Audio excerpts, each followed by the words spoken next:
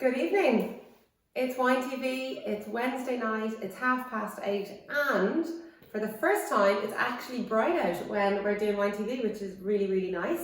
So you're very welcome. My name is Michelle. I'm joined by the highly trained cameraman over there with the iPad and the iPhone. So if you haven't been here before, my name is Michelle. Follow me, like me, hit the like button. Tonight we are doing Chianti, which is the grape of Sangiovese, and that's by popular demand. So I put up a poll. I said, what do you want to know about? Do you want to know about Chianti, or would you like to know about Valpolicella Ripasso? And it was by a nice edge, Chianti took the vote here. So what we're going to do is talk a little bit about Chianti, which is what I have in my glass. I'm very excited. This is one of my favourite wines. So we're going to just I have my Oldly map as usual.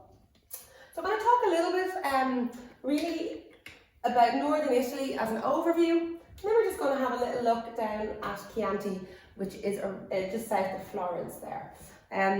So Northern Italy, you can divide Italy in two when you're talking about wine from Italy. Northern Italy has all the posh stuff. Northern Italy has Amarone, Barolo, Brunello. It also has Chianti, Valpolicella, Gavi, Pinot Grigio. So that's what we're looking at today, that region. When you go south, so you're looking at the likes of, if you know it, Valangina, Aglianico, Primitivo, Negro Amaro, and then into Sicily, Nero d'Avola, all the stuff I love actually. But the regal grapes, the fancy stuff, is all up north. And we're going to look at one specific region, which is the region of Tuscany. It's like the dream to marry an Italian farmer. Sorry. How dare you? Marry an Italian farmer and relocate and have a great time. So that's the dream. That's the lottery dream. So we'll have a little taste of a few things and just to explain a bit about what is Chianti. So Chianti is made from a grape called Sangiovese. It's only found here in this part of Italy. That's it. You might find a little bit of it in California because there's some Italian families who would have moved over there 100 years ago or emigrated. And you find a little bit of it in Australia, but it's a very unique grape to this part of Italy. And it's worth saying about Italian wines that for me, I find them the most rewarding to learn about because you can't pronounce them, you don't know what they are, they're so obscure.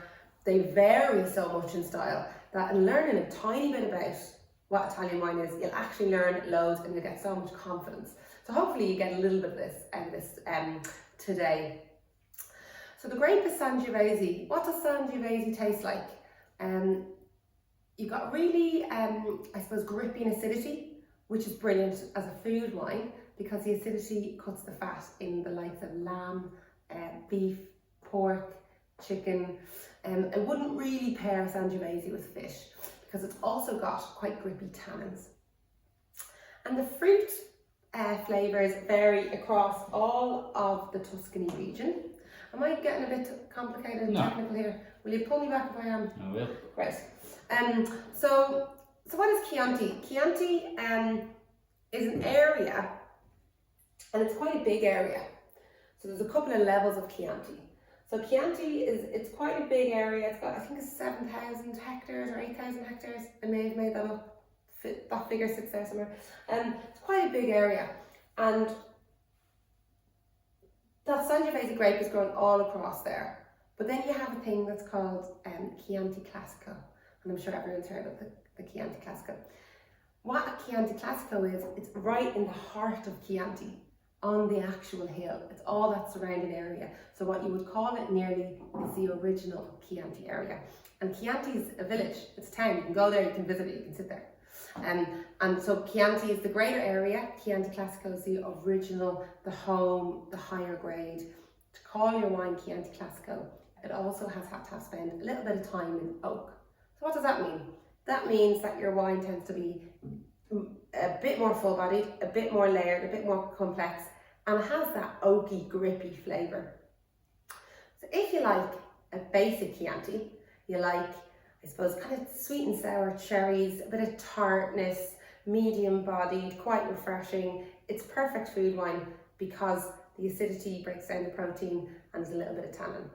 If you want to go a step up, if you want a bit of oak in it, you go for a Chianti Classico. And then there's a couple of other grades in there. So you're looking at the likes of it, if anyone's ever seen it. Now, it's quite rare. There's very few producers on the market that do it. A Chianti Classico Reserva, which is a very high-end Chianti, and it has to spend 2 years in oak. Anyway, enough of that, very technical. And I'm going to have a drink. Cheers.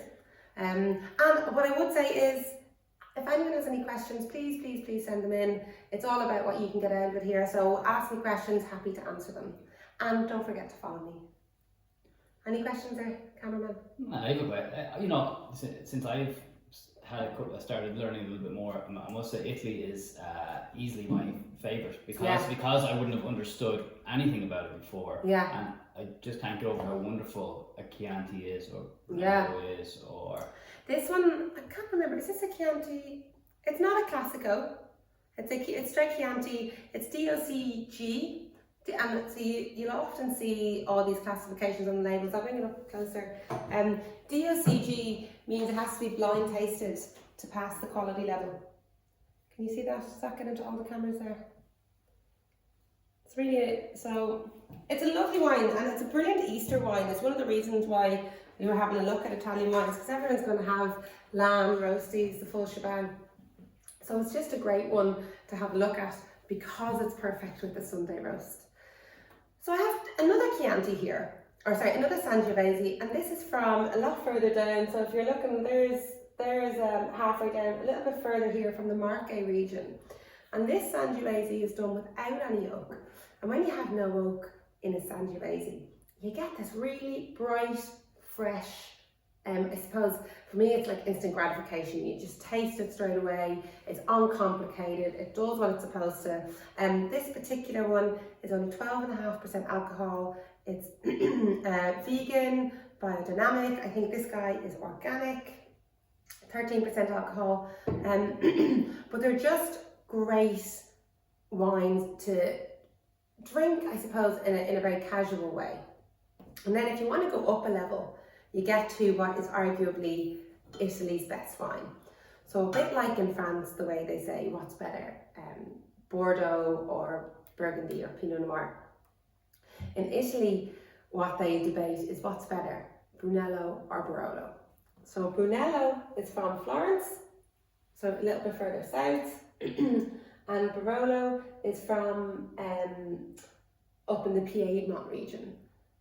Barolo is made from the Nebbiolo grape, and Brunello is made from the same grape that's in Chianti. So it's a really good benchmark. Now, for me, they taste completely different. And cameraman, would you give me a glass of water? Yeah, do you mind? Thanks. I'm a bit thirsty. Sorry, lads. It's a very warm day today. We were driving, doing deliveries all day. It's 17 degrees. It was a hard slog out there. So with the Brunello, you've got it's a different clone. It's called Grazie Mille. So it's called Sangiovese Grosso. So it's a little bit complicated, a little bit nerdy, but it's a slightly higher grade of a clone. Now, to call your wine Brunello, you have to grow it in the area of Brunello, and that's actually called Montalcino. So it'll be called Brunello di Montalcino. And so that's a little bit further south again, down this way. And with Brunello, for me, I think if I could drink any wine from Italy, I'd drink Brunello over a Barolo. And this particular one, we opened it there recently. And what you get with this is this really beautiful, silky feeling in the mouth. The flavours last for like 10 minutes. And if you had someone in your life that you wanted to give a gift to as a real treat or to mark an occasion, a wine like this, they can age for such a long time. Like they're such a good wine to give someone that if you wanted to open it at a 10-year anniversary or even a child's like 18th birthday or something. They're such a lovely wine and they're a great thing to mark an occasion. And a way to taste a Brunello without having to spend the amount, because this guy's €75, this guy's 18, this guy's 16.80, is to go for a Rosso di Montalcino. I'll bring the label close because it's a brilliant tip if you wanted to try the style of a Brunello and you wanted to pay half the price or less than half the price. So it's here. Can all the cameras see that? So what you're looking for is the words Rosso di Montalcino.